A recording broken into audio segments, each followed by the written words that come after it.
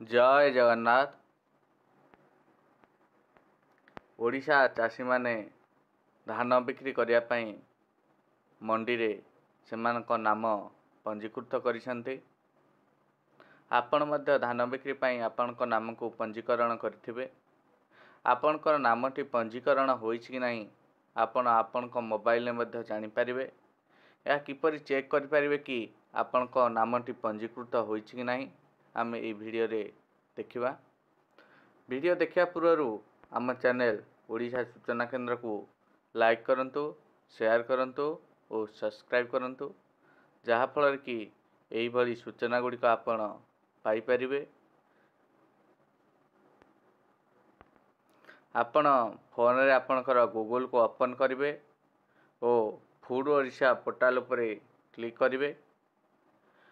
Food Odisha portal उपरे click कला परे एठी आपण देखि पाथवे FSCW फूड ओडिशा आसुची। या उपरे क्लिक करिवे।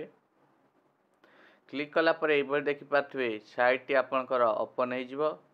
एठी ओडिशा स्टेट गवर्नमेंट रो साइट एठी देखि पाथवे ये प्रोक्यूरमेंट रे रहिची farmer registration verification, farmer registration report, know farmer registration status एठी देखि पाथवे नो फार्मर रेजिस्ट्रेशन स्टेटस।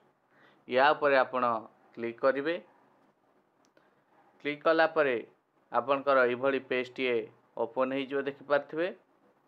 एठी ऑटोमेटिक सीजन खरीफ सिलेक्शन हेतिबो।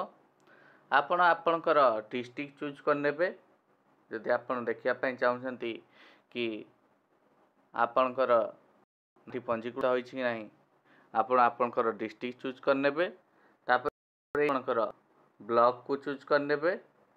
आपण जो ब्लॉक रो बिलोंग करंती से ब्लॉक को चूज कर नेबे।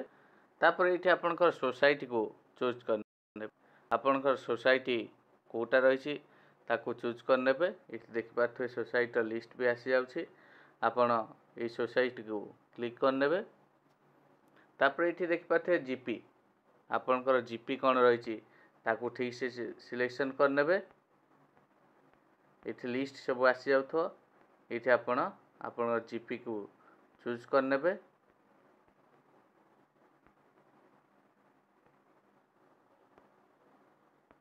देन एठी आपनकर विलेज चूज कर नेबे। आपनकर विलेज कोन रहिछि तापर एठी आपनकर नेम देई परिबे। फार्मर नेम देई की सर्च करि परिबे। आपनकर ना देई की सर्च करि परिबे किंबा एठी आपण शो ऊपर क्लिक करले मध्य आसी जिवो। आपण जेतबे शो ऊपर क्लिक करिवे एठी टोटली आपनकर विलेज रे जेति कि जण फार्मर रजिस्ट्रेशन करछंती एठी देखि पाथवे। एठी टोटल 3टा पेज रे अछि, पेज 1 पेज 2 ए भली आपण देखि पाथवे। पेज गुडी सब रहिछि। आपनकर ना को एठो देखि परिबे आपनकर नाटी एठी अछि कि नाही। ये जो ना गुडी रही था से जनरली अल्फाबेट अनुसार रही था ABC ये भली रही था। तेणुक आपन को भी बेसी किसी खोजा पड़ोनी। ये अल्फाबेट अनुसार नेम रही जाइथिबो को सोसाइटी रही कौन फादर्स नेम कैटेगरी कौन जेंडर भी ये सब किसी आपन डिटेल्स पाई परिबे। ये भली भाव में आपन चेक करि परिबे कि आपनकर नाटी पंजीकृत होइछि कि नाही, आपन धान बिक्री करि परिबे कि नाही। एथर आपण स्पष्ट हो जिवे। जदि आपनक नाटी एते रजिस्ट्रेशन होइछि ता परवर्ती प्रक्रिया पई निया जिवो। जदि आपनक ना नेम एठी शो करनी ताले आपनक नाटी पंजीकृत होई नाही, कोनोसी भूल होई जाइछि। तेन करी आपण आपनकर सोसाइटी सहित जोगाजोग करंतु। एई भली भाव रे आपण आपनकर रजिस्ट्रेशन डिटेल्स जानि परिबे। एई भली भाव रे सूचना पाया पई हम चैनल ओडिशा सूचना केंद्र को सब्सक्राइब करंतु, लाइक करंतु और शेयर करंतु। धन्यवाद।